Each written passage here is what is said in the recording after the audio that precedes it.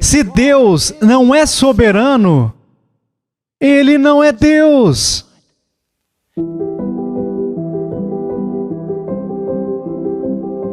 Quando eu dava aulas no seminário, era responsável por lecionar em um curso sobre a teologia da Confissão de Fé de Westminster. A Confissão de Fé de Westminster é um documento teológico do século XVII, que foi a base confessional para o presbiterianismo histórico.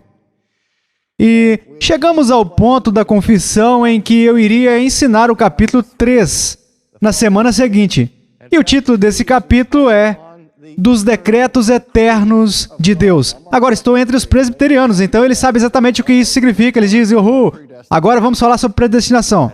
E quando você reúne um grupo de alunos do seminário, e não há nada que eles gostem mais do que meditar a respeito das perguntas sobre a predestinação e ter discussões intermináveis noite adentro. Eles amam e gostam de debater esse assunto. Então eu disse que na próxima terça-noite iríamos retomar a partir do capítulo 3 da Confissão. Agora vocês precisam entender que essa aula em particular foi aberta ao público. E assim, as pessoas que não estavam matriculadas como alunos do seminário podiam entrar e assistir a aula ou visitar uma determinada palestra. Então, cada um dos meus alunos que tinha um amigo que não acreditava na predestinação, eles saíram e os encurralaram e os agarraram pelo colarinho e disseram: vocês têm que vir ouvir o nosso professor, ele vai passar o paladino do oeste, ele vai nos ensinar tudo sobre a predestinação. Então, eu acredito que cerca de 250 alunos compareceram naquela noite na aula.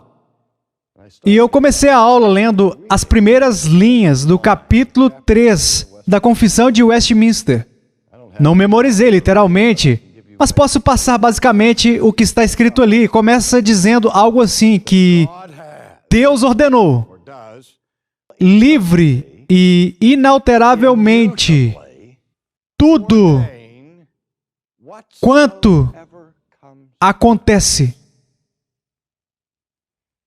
vírgula. Eu vou repetir. Deus ordenou, livre e inalteravelmente, tudo quanto acontece, vírgula. Eu parei bem ali na vírgula e disse, agora aqui temos esta declaração. Ela diz que desde toda a eternidade Deus ordenou, livre e inalteravelmente, ordenou tudo quanto acontece. Quantos de vocês acreditam nisso? Quero dizer, este era um seminário presbiteriano e 200 mãos foram levantadas orgulhosamente, exibindo o crachá da convicção deles sobre a soberania. Eles disseram, nós acreditamos nisso. 50 mãos não foram erguidas. Eu disse, tudo bem. Quantos de vocês não acreditam? Eu disse, está tudo bem, ninguém vai anotar os nomes e vocês não irão ter nenhum problema. Não vamos realizar um julgamento sobre heresia aqui ou pegar os fósforos para queimá-los em uma fogueira. Eu disse, vamos ser honestos. Quantos de vocês não acreditam nisso? Cerca de 50 caras levantaram a mão. Não acreditamos nisso. Eu disse, ok, deixa eu fazer outra pergunta. Quantos de vocês se descreveriam abertamente como ateus? Novamente, nenhuma perseguição irá ocorrer aqui. Quantos de vocês se nomeariam como ateus? Ninguém levantou a mão.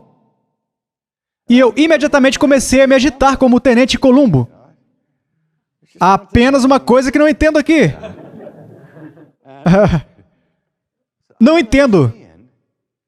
Por que aqueles de vocês que disseram que não acreditam nesta afirmação não levantaram a mão quando perguntei se vocês são ateus? Bem, quero dizer, se levantou um montinho e eu estava pronto para ser linchado. Eles disseram, do que você está falando? Só porque não acreditamos que Deus ordenou livre e inalteravelmente tudo quanto acontece, você está nos chamando de ateus? Eu disse, é exatamente disso que eu estou chamando vocês. Se você não acredita que Deus ordenou tudo quanto acontece, o ponto de partida é que você não acredita em Deus. Você não acredita em Deus. Eu disse, vocês precisam entender que esta passagem aqui na confissão, dizendo que Deus ordenou tudo quanto acontece, não há nada nela que seja exclusivamente presbiteriano. Não há nada nela que seja exclusivamente cristão. Essa declaração não separa os presbiterianos dos metodistas, dos luteranos ou anglicanos. E não faz distinção entre presbiterianos, a religião islâmica ou as religiões judaicas. É uma distinção entre teísmo e ateísmo. É uma declaração, simplesmente uma declaração da soberania absoluta de Deus. O que tentei fazer com que esses jovens enxergassem foi simplesmente que, se Deus não é soberano, Ele não é Deus. Se houver uma molécula independente no universo, uma molécula solta, fora do escopo da ordenação soberana de Deus, então, senhoras e senhores, não existe a menor esperança de que qualquer promessa que Deus tenha feito sobre o futuro sucederá.